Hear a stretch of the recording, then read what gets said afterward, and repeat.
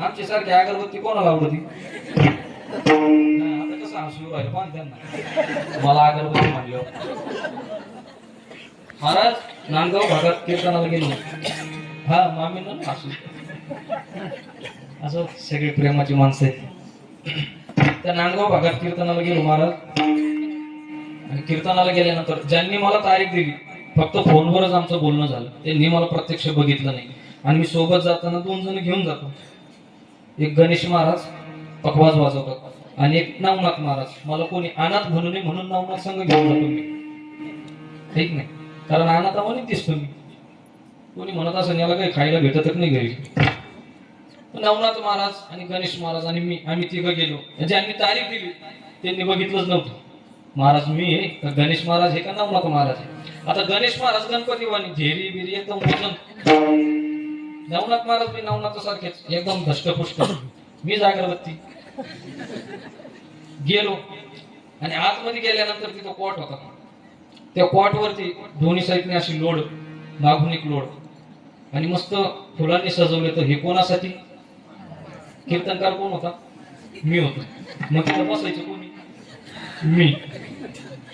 मग ज्यांनी तारीख दिली होती त्यांनी फक्त फोनवरच बोलणं झालं, पाहिलेलं नव्हतं. महाराज हे वे हे वे हे वे. हा नाही, सरपंच साहेबांना त्याच्यामुळेच भेटायला आलो.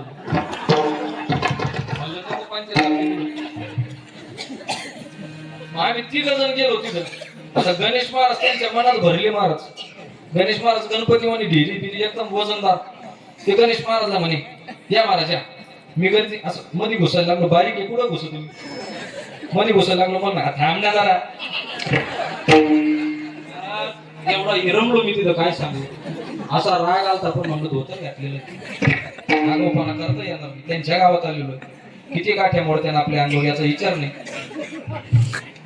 गपची बसलो. महाराज त्या माणसाने सांगितलं बसा महाराज बसा. गणेश महाराज म्हणे कीर्तनकार हे आता तुम्ही बसा. हो ते बसते निकडं. म्हणलं चालू दे तुमचं, बसा तुम्ही तिथं. गणेश महाराज बसले आणि बसल्यानंतर तिकडे हरिपाठ चालू होता. हरिपाठ संपला आणि हरिपाठ संपल्यानंतर सगळ्या माता माऊल्या तिकडे आल्या. त्यांना कळालं का महाराज आले. आणि कळाल्यानंतर त्या ठिकाणी आल्यानंतर ज्या बी यायच्या त्या बी गणेश महाराजांच्याच पाय पडायच्या.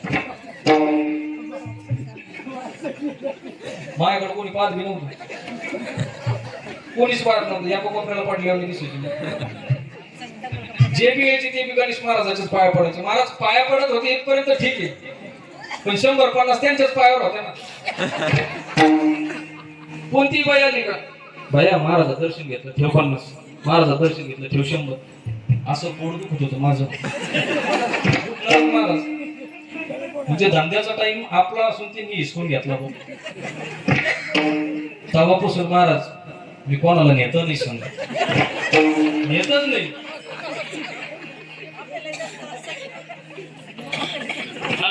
मामी म्हणतात आम्हाला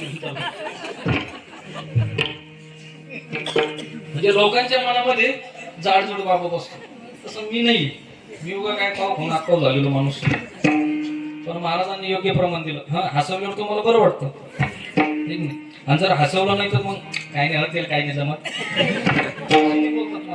असे बी बोलणारे लोक आहेत. पण महाराज ऐका, कीर्तन म्हणजे टाइमपास नाही. कीर्तन म्हणजे हसण्याचं साधन नाही. कीर्तन म्हणजे परमार्थाचं हे साधन आहे. भगवंतापर्यंत पोहोचण्याचं साधन आहे महाराज.